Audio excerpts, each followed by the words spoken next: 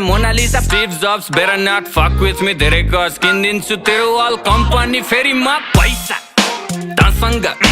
पैसा मसँग पैसा तसँग पैसा मसँग